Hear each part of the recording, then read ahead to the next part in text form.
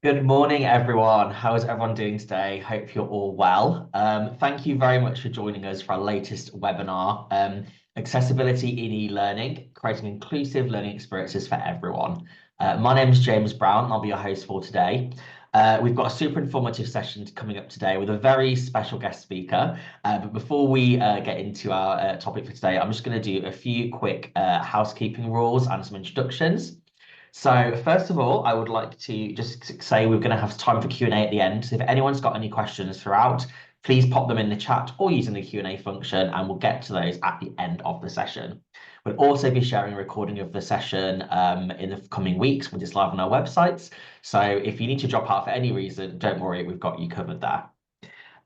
So on some introductions, my name is James and I'm head of commercial at Comtec Translations. Comtec are a language, localization and culture agency based in the UK, and we specialize in supporting international businesses communicate on an international scale in over 250 languages. I'm also delighted to be joined, first of all, by my colleague Emily from Comtec. Emily, would you like to say a bit about yourself? Yeah, hi. Thanks, everyone. So I'm Emily, and I am head of client partnerships at Comtec. I'm also our in-house e-learning localization specialist as well. So I've supported over 50, I think, in-house and agency teams to deliver localized e-learning. So it's a pleasure to be here today.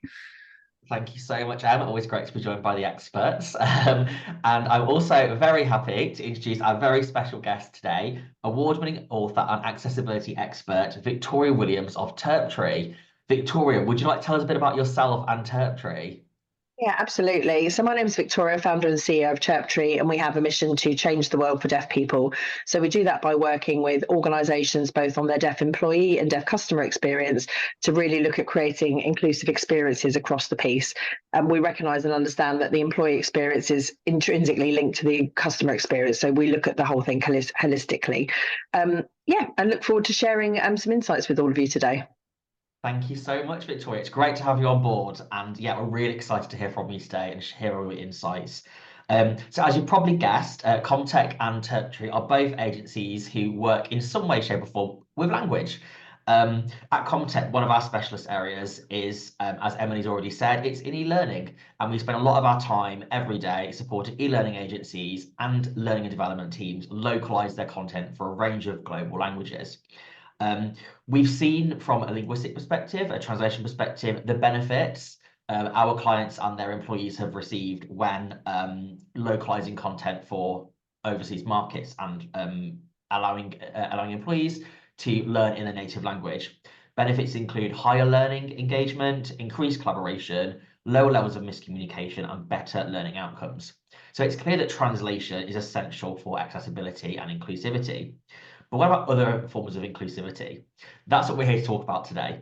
And sign language is the specific reason we're here to talk about it today.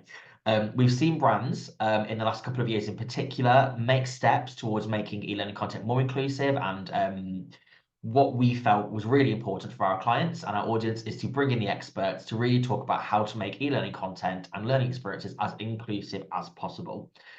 It's a hugely important area, and we're really grateful for Victoria joining us today.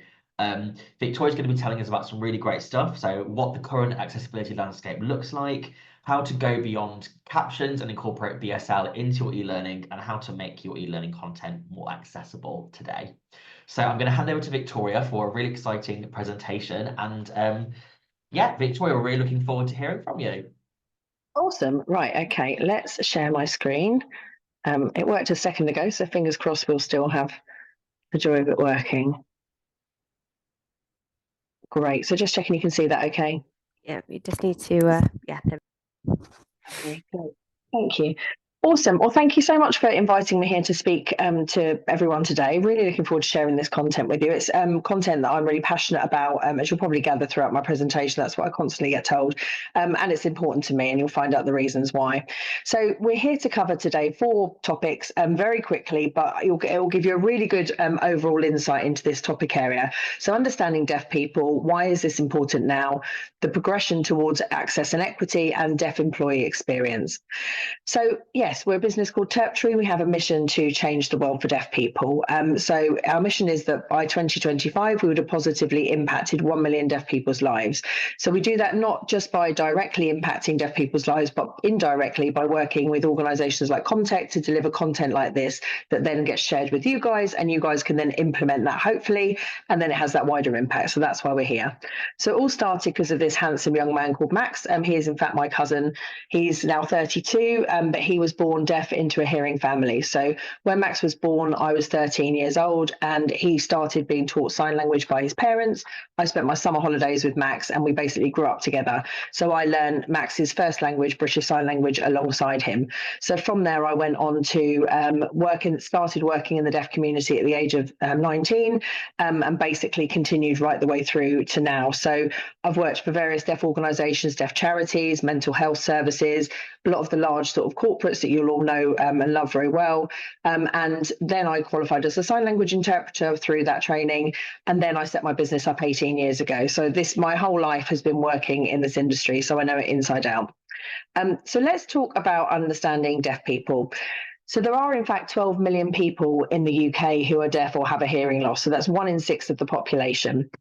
And by 2035, it's estimated that number is actually going to increase to 15.6 million, 1 in 5 of the population.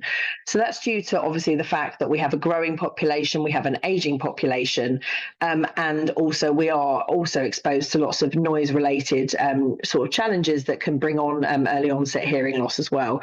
So you can see that number is dramatically increasing. So it's something we need to be aware of. If we look at the people that are of working age, there's 5 million people in the UK who are of working age who are deaf or have a hearing loss. So that's actually 1 in 12 of our workforces. So we think it's not many, but it is. Now, as you're probably aware, not every disability is a visible disability. There are a bunch of disabilities that are hidden. And what we mean by that is you just can't see them. You'd have no understanding or idea that someone had a disability. So if you look at this slide here, what we can see is a coffee shop, right? So we can see at the counter the really super smiley lady holding 2 ketchups, good to have choice, to the customer who's in a wheelchair. So she's automatically aware of his needs. She can visually see his wheelchair, so she's very aware of the considerations she needs to make, how she should communicate. She's already thinking about all of those things in terms of eye contact, engagement, anything that might need to be brought to tables, all of those things. So she's already pre-aware of that. If you look at a couple of other customers in here, for example, if you look at the guy on the round table facing outwards, he could be deaf or have a hearing loss, but he could have chosen not to wear his hearing aids in this environment because actually it will be super noisy with the chairs scraping on the ground, knives and forks and cutlery on plates. So he could have a hearing loss, but he might just not be wearing hearing aids. And then take the lady who's in the booth with her knees facing outwards with the funky blue laces. She could equally be wearing hearing aids and we wouldn't know because, as you can see, the moment you put your hair over your ears, I could be wearing hearing aids and you just wouldn't know. So that's what we've got to be aware of, whether someone is deaf and wearing hearing aids or not. You still might not know. So it's something to be really super aware of. And equally, the lovely smiley lady at the counter might not know that that person is deaf or have a hearing loss until communication breaks down somewhat. So in terms of hearing aids, 12 million people in the UK wear hearing aids, but over 6.7 million could benefit from wearing them. So again, there's a huge discrepancy in terms of hearing aid wearers. You've got 4.7 million that choose not to get hearing aids or not to wear them. It can be due to people not wanting to draw attention to themselves, not finding them comfortable. Hearing aids do basically amplify all the sounds around, so can be quite uncomfortable for someone that's never worn them before. And then even if we look at hearing aids, each of these 3 individuals are actually wearing hearing aids. Now, the lady at the top left, you can see visibly that there's a hearing aid in her ear, although it is quite difficult to see, and at a glance you may miss that. But the 2 other individuals in the photos also are wearing hearing aids. So the quality of sort of hidden or just more discreet hearing aids are really good now. So more people are opting for that as an option. So we've got to remember that you've got, in terms of this sort of categorization of people with deafness, we're talking about people that are newly diagnosed as deaf, so that could be later on in life. And it could also be that people are actually losing their hearing during their employment. And the reason that that's a challenge is that they may not recognize that that's what's going on. And it can sometimes show up as a performance issue rather than actually it to be doing with a hearing loss. You know, someone missing cues of work needing done, conversations not picking up on all of it, and then not fulfilling the work to full capacity. So we've got to be aware that this is a transitional disability and can happen at any given point. It's not that someone starts in your employment and they have a hearing loss. It's something that can happen during the duration of that time. So I've written a book all about this in terms of the deaf employee experience recently, and it's not a free promo because I'm offering to send you a free copy. So there's the beautiful bright yellow book, and if you add your name, email address, and role in the chat, we can make sure we get a lovely copy over to you. Now, it is a short book. I say that as a positive because I know how busy everyone is, and the book is all about tactics and stuff you can actually do. So there's information and bump in there as well about the background of deaf people like we're talking about today, but there's a lot of really tangible, actionable things you can do. So pop your name and details in the chat and I'll get that sent over to you. So why is this important now? Well, there's been a ton of governmental change that actually is leading to this becoming a much higher topic on the agenda. There was a concert that Little Mix had back in 2018, whereby the promoter weren't providing a sign language interpreter for the concert. This deaf mother, Sally Reynolds, to the right of the image of Little Mix, she wanted to take her two hearing daughters, but as a deaf mother wanted to have that inclusive experience, contacted the promoter. They finally agreed after a lot of to and froing to provide it for the actual concert, i.e. BSL interpreting, but they wouldn't provide it for the cover band.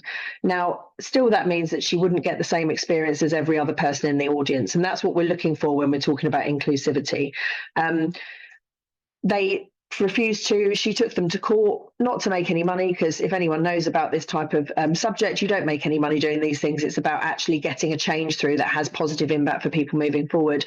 They actually did rule in favour of Sally, saying that actually the whole thing should have been inclusive. So that had, as I'll talk about in a minute, a big impact in terms of what's happened since.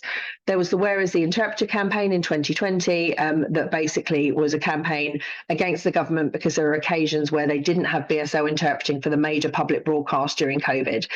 They actually won that campaign against the government, and the government was found to have broken the Equality Act after not making that reasonable adjustment. As you can see here, top right, you won't be able to see me, but I am around Trafalgar Square somewhere, actually quite near that bright red cherry to the left of the screen.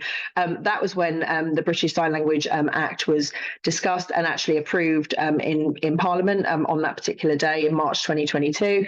And that basically means that the government now have the liability to report on how they're making services accessible for deaf sign language users. So that now puts an onus on them to report that.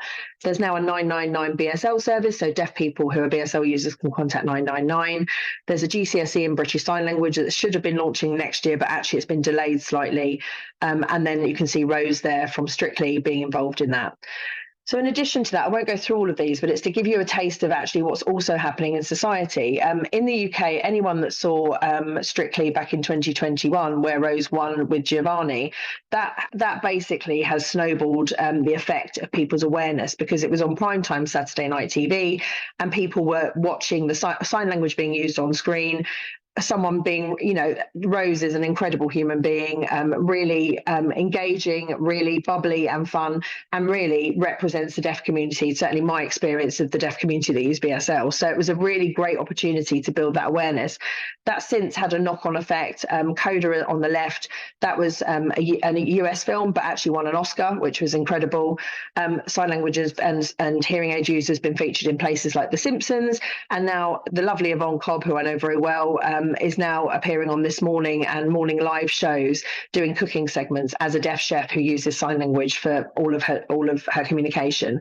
And all of these shows down the bottom are also involving deaf characters and deaf representation. So Yvonne is on basically those morning shows regularly. She's a regular chef alongside other chefs now. So there really is a massive shift now.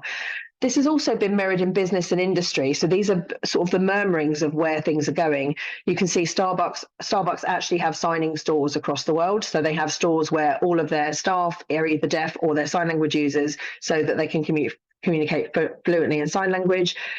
Wembley Stadium, as a result of the Little Mix concert win, actually now have every single run of concerts. So say they had an Ed Sheeran concert, one day is guaranteed that there will be a BSL interpreter, and that's for every single artist that plays at Wembley Stadium. So that's a massive win, and something that had never happened. That's also mirrored in festivals now. Cadbury's Fingers was showcasing ads. You can see here in the steam that's going across the subtitles, it basically shows you if that's the challenge. Oh, sorry, that's the challenge for deaf people if they're not getting access to information. You know, you're missing half the information. And Arsenal Football Club, I'm very proud of this one because you can see the two guys to the right, the one that's just near Ian Wright, that is actually my deaf cousin Max. He is an avid Arsenal supporter, and him and his friend actually were campaigning for Arsenal to provide accessible games. So Arsenal now have every single match has a BSL interpreter at, so he now can be fully included in that experience. And he said it's just completely game changing for him because there would be all the commentary and all these things that would happen that he just wouldn't have access to. So very, very proud of the work that he's done. He's carrying on the work in the good name of terptree, so that's awesome. And as a result of that, there are lots of deaf role models. There's the lovely Rose, and as I said earlier, with Yvonne Cobb and the progress that she's making. So for deaf people themselves, there are now becoming more deaf role models that they can look up to and believe that they're able to achieve things. And that has a massive impact in terms of where employees see themselves and things. We can't sort of underestimate that. So progression towards equity and access and equity.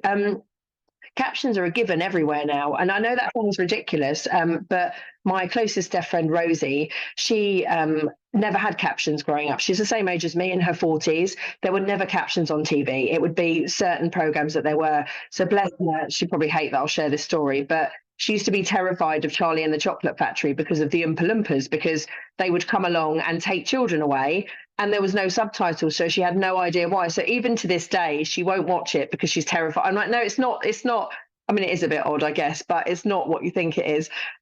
So that's where we were. Like, you know, you think about that 30 years ago, that's where we were. And now everything is captioned. It's a given that everything's captioned. We all consume so much more content captioned on our phones, even hearing people who are not reliant on the captions. We all do now.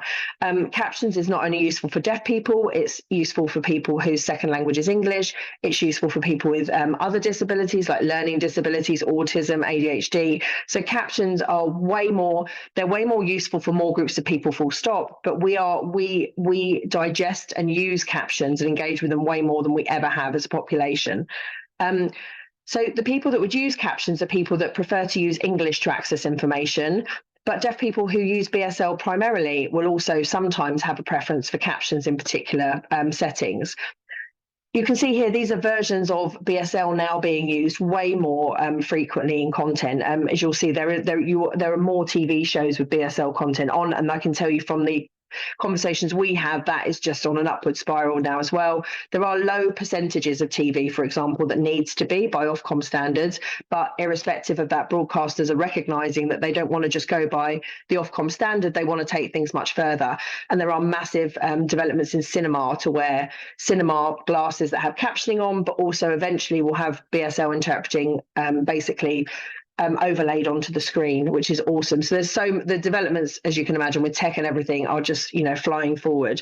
So you can see here things like all the government manifestos, not quite recently, but that's another thing that sort of happened and got campaigned about and then eventually happened. Lots of information, governmental information online.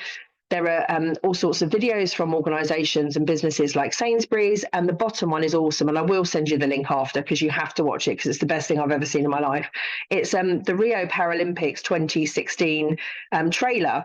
And this guy here is a deaf presenter, and what they actually done, you can see he's not typically sitting in the bottom right hand corner and presenting the content. They actually made it a really incredible experience where it was totally inclusive, where he basically donned, I don't know how many outfit changes, someone needs to watch it and tell me, but he basically matches the background of the content that's being filmed. So the moment they're in a suit, he's wearing a suit. The way that he's presenting his BSL is using the sort of gestures and facial expressions, suits matching completely the scene that's happening. And here you've got obviously a rock band and he's donning full rock gear and yeah, playing air guitar. So it's really fun. It really shows you what the breadth of opportunity is when you look at content like this, which is fantastic. And I will share that one particularly with you because it is very unique in its style. And I got very excited when I saw it for the first time and still watch it regularly today. So who would use this service in terms of popping BSL on content? deaf people who use British Sign Language as their first or preferred language, or people that use what's called sign-supported English, which is signing in an English word order. So basically what we would, I will come back to that, what we would suggest is that when you're looking, as like James said earlier, at that sort of inclusion checklist, make sure that you're thinking about the localization, of course, because you guys will be global businesses that will have that coverage for employees. Absolutely add captions on, and again, localized captions, that's vital. And then you should really be considering including sign language. If you've got thousands and thousands of employees, you do have deaf employees, you just won't know about them across your large businesses. So definitely something that you should be considering, and is very, very easy and simple to do as well. So what is British Sign Language? It's a language that uses the movement of the hands, body, face, and head. It's a visual and spatial language and relies very much on facial expressions. If I was winning the lottery and I signed happy like this to you, you can see on my facial expression, I'm mildly happy. If I was winning the lottery and I was really happy, you'd see my face change like this. So you can see that the elevation in everything, there's a difference. So it's a language that heavily relies on facial expressions, and it can often make deaf people look more happier than they are, or angrier than they are. They're not. It's just a part of the sort of grammatical function of the language. It has a different grammatical structure. So in English, where we would say, what is your name? In sign language, we would say your name, what? And then we'd frown at the end that represents the question. It was recognised as an official language by the government in 2003, and as I said earlier, the BSL Act was implemented in 2022. Sign languages are different across the world, which is people sort of go, oh, why? Well, it's the same reason that spoken languages are different across the world. We haven't always had this tech where we could communicate and share all the same stuff, so sign languages have derived out of local communities, and the most similar is Auslan, which is Australian Sign Language. So I've talked about that. So let's talk about deaf employee experience. So the three biggest challenges, and I'm not going into great detail because it is all in the book in terms of the detail. So as I said, we'd love to send you a free copy of it. But the three biggest challenges deaf people face in the workplace are accessible environment, clear and consistent communication, and team integration. Those are the things that we hear day in, day out in terms of where problems are happening. So accessible environment, we're talking about making sure that physical environment is accessible, not just that, making sure meetings are accessible, but that whole piece around accessing the workplace. Clear and consistent communication. Many deaf people report that they just don't get told stuff, quite frankly. If they're working in an open plan office, everyone's talking about projects. Deaf people will inevitably miss those conversations about projects, because even if they're hearing aid users, as I said, it will pick up all of the sound around, not the individual that's speaking. So therefore, that's inaudible in terms of collecting that really important information for work. And team integration. Often feeling like deaf people are excluded, totally unintentionally most of the time, but just by virtue of the fact that the team will remember for the first point that the deaf person joins the team, and then they'll sort of forget to do that piece where they go, well, come and join us here, and we're doing this and do that, and missing events out for work, and all of those sorts of things. So it can lead to high levels of isolation. But again, the book goes into that in great detail for you. Now, slightly off tangent, but very, very important. And even though it's not e-learning directed, it's important to have that awareness. When we talk about disability disclosure, it's important to be gaining disability disclosure at all points during the journey. And this is important because ultimately, if you guys at eLearning don't know who your employees are, you're not going to know what you're doing or how you're making things accessible and inclusive. So it really does knock back to that part of the journey where your employee teams and your HR teams need to be gathering at every possible moment that disability disclosure. So here it's sort of beneficial to look at this across disability. So simple questions. What we don't ever want to go in and say is, do you have a disability? I know that seems like the easiest way to ask it, but realistically, put that on the forms by all means. But these check-ins, these verbal check-ins, it's important to phrase it in a different way. So if you're successful to interview, is there anything you need? So a deaf person that needs a sign language interpreter will go, yeah, actually, I need an interpreter, because it's something I need at interview. If you ask a deaf person if they have a disability, they might say, no, I don't have a disability, I'm a sign language user, because they see it as a cultural thing rather than a disability. So we need to steer away from the sort of sticking within that box of categorization. And then again, at interview, do you need anything to help you access the interview? And then give some examples about things that they could provide. How can we make your life working at our company the best it can be? What's working now? What's not working now? So really lovely open questions, which allows the employee to really talk about what's going on for them, where you can get those really useful insights. But without this, you're not going to have, as e-learning teams, your actual employee makeup, quite frankly. And you need that to be able to create the content that is going to be suitable for your employees. So really, really important. So reasonable adjustments. This is part of the Equality Act. I mentioned earlier that the government were found to have broken the Equality Act when they didn't provide that reasonable adjustment. So it is important. It's built into law. But a reasonable adjustment is to enable disabled people to have equitable access to the workplace. So examples of that can be as below: positioning of desks. This is when we're talking specifically about deaf people in the workplace. Booking and providing interpreters in meetings. The desk positioning is really important. If a deaf person was facing with their back to the rest of the office, they're not going to know the sort of movements of people behind them because they're not going to hear it. So to be able to position a desk so it's opening out to the office and they can visually see everyone is much more comfortable. Using live captions, we've talked about, but using them also across all meetings, internal and external. Using a note taker in training. Adjusting the layout of meeting rooms so that everyone can see everyone's faces, so that if someone is using lip reading, it can help that way. Adjustments to the job description. So if there are elements of the job description that individual can't fulfill, making small adjustments and maybe delegating tasks elsewhere to swap with other more suitable tasks. That is a reasonable adjustment under the Equality Act. As I said, change of tasks. And importantly, for what we're talking about today, creating accessible induction training is absolutely considered a reasonable adjustment. So that's why we're talking about this topic today. And also putting content into plain English. So plain English is using English that is easily accessible and easily understandable. So obviously talking about e-learning, we're talking about a wide variety of training, whether that be video training. Obviously that leads to thinking about captions and BSL and other signed languages, or we're talking about written information. But the written information, it's just as important that that's accessible and inclusive as the video content that we're talking about as well. So when we're talking about plain English, we're talking about avoiding jargon and overly difficult words, trying not to use acronyms, being clear and concise, nice short sentences, nice short paragraphs, really, really clear. Creating well-structured documents, bullet points and other formatting to separate topics out. We said about the difference in BSL word order from what's your name, what, and you can imagine if you're creating a very long-winded, complicated document, that's going to be totally inaccessible for a deaf BSL user. So very important to remember that. Now, I won't go through this, it's a long letter, but basically I just wanted to show you an example of what that might look like. So this is basically a letter where all the information is everywhere. And even for me, I mean, I have ADHD, this for me is an absolute nightmare. I want all the main details listed clearly in bullet points, ideally, please, with titles and stuff. If you place it like this, that's so much easier for anyone to access because you're basically putting nice clear titles in bold, you're putting the key information, you're bullet pointing things, you're telling someone what to bring. If someone has to try and find that through all of this information, you are going to not give that person the best opportunity to understand the content that you're sharing. So think about things like this because it makes it so much easier for people. So clear and consistent communication, as I said, the challenges deaf people find are rushed communication, not enough support. It's important to think about accompanying notes to things. So that could even be your e-learning video training, having accompanying notes to make sure that the deaf person has access to it entirely and can refer back to things. There is a challenge with communication with colleagues and things, inaccessible processes.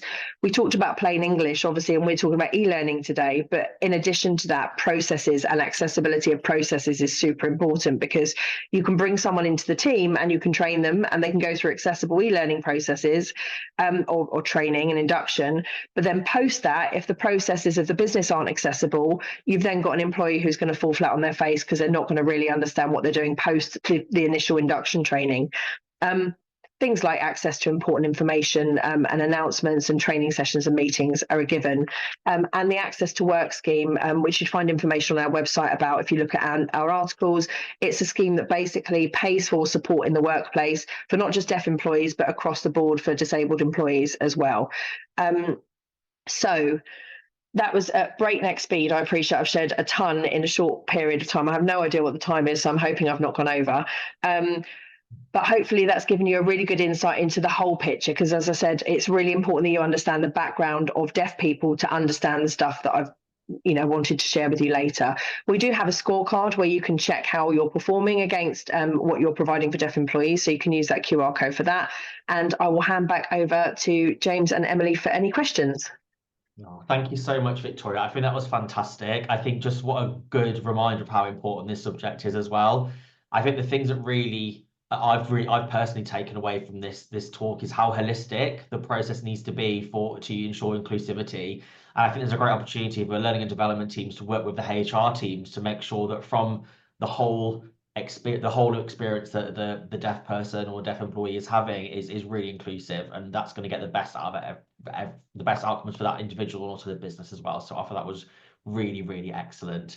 Emily, any thoughts from yourself? I have a question actually, if that's okay, Victoria. Oh, So I'm go just for it. thinking Direct to Q&A. for people in our audience who are approaching this from a completely new perspective, where do you recommend that they would get started?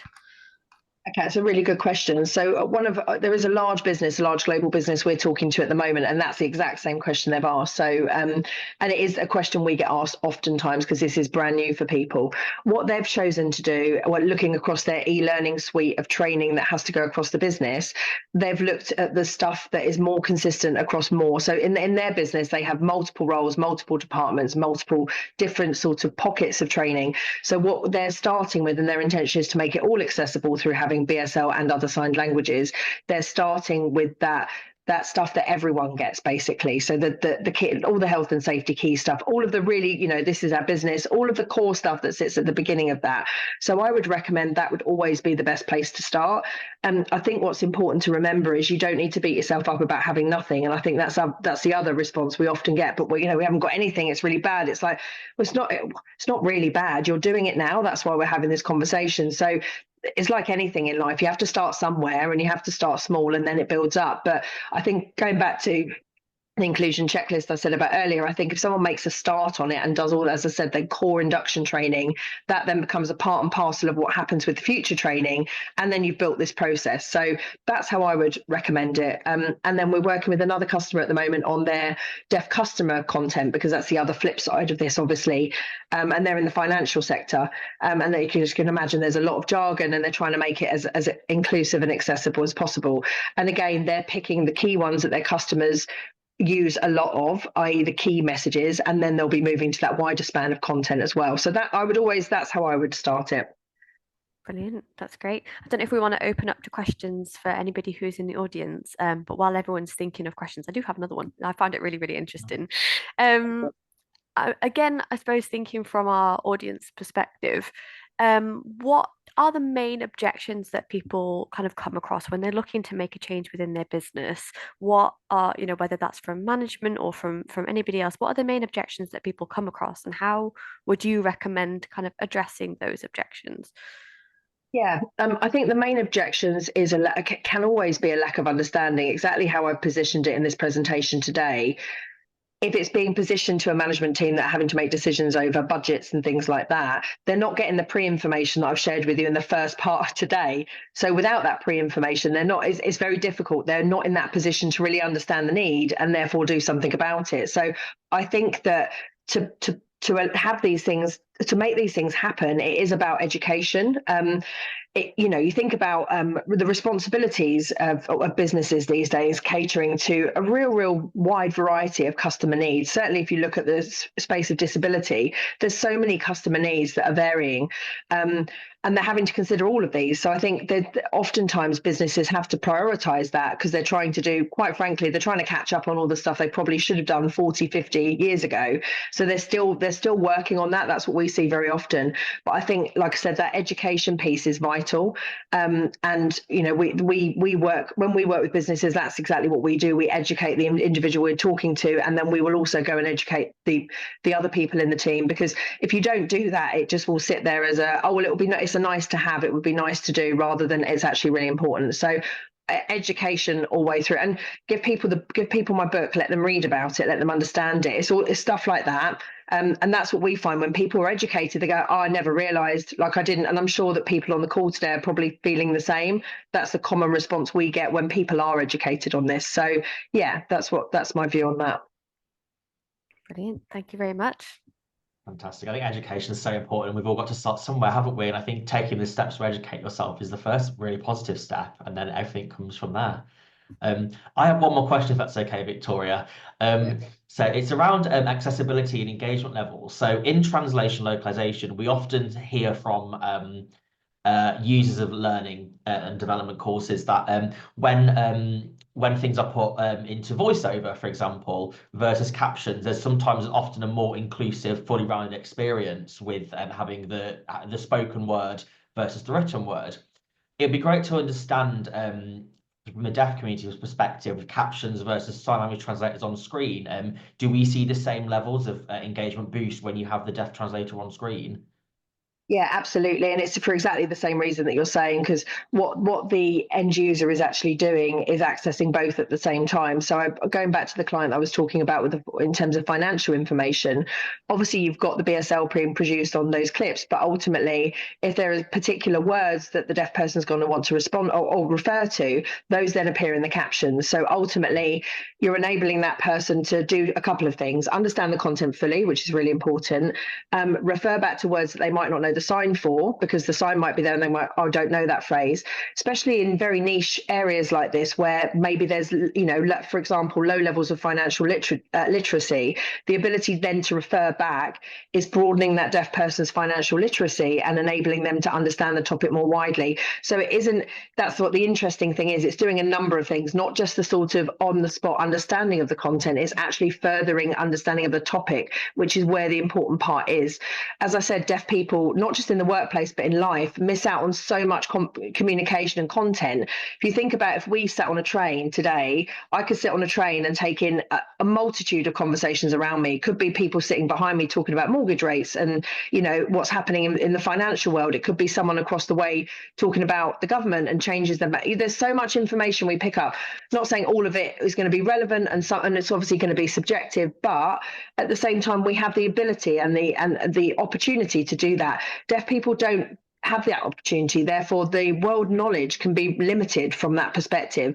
It's information you're given directly. So when we're creating this within our content, we're building that knowledge in, and we're building that world knowledge in. So it's in a different way that localization does, because we're talking about a group of people who are disadvantaged by the fact that they can't access that information freely as we can. So it's much more important in that sense from my perspective, because that lack of world knowledge can really hold deaf people back in careers, in life, and things like that. So I think that's what I'm really loving seeing now with businesses. They are looking at it as this much bigger piece, certainly in the financial institutions with financial literacy, which is just fantastic from my point of view. That's thank you for answering my question. It's really great to hear the impact of it from a professional like yourself who works in the industry day to day. I think we've spoken before. We've worked with educational bodies and e-learning where we've been tasked with providing deaf translators on screen for sign language translators on screen for English, BSL, and other languages as well. And we can see the impact. It's great to hear from yourself the impact that's really having. So thank you very much. Do we have any more questions before we wrap up?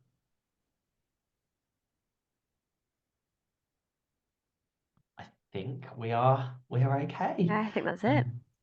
Right. Well, thank you very much. A huge thank you to Victoria for joining us today. I think that was really an invaluable session. And yes, please, if you commented in the comments, make sure you get a copy of Victoria's book. We'll also be sending out the recording very soon as well. So please look out for that in your inbox. And make sure you follow Victoria on LinkedIn. Make sure you get in touch with her. Her details are on the screen. And also you can check out myself and Emily on LinkedIn as well, and get in touch with us via the Comtec Translations website if you'd like to discuss anything L&D localization related or sign language translation and interpretation related. You know where we are respectively. So thank you very much all for joining us today. Thank you. Huge thanks again to Victoria and Emily for joining us, and have a fantastic day ahead, everyone. Lovely. Thanks so much for having me. You're very welcome. Have a great day, everyone. Bye.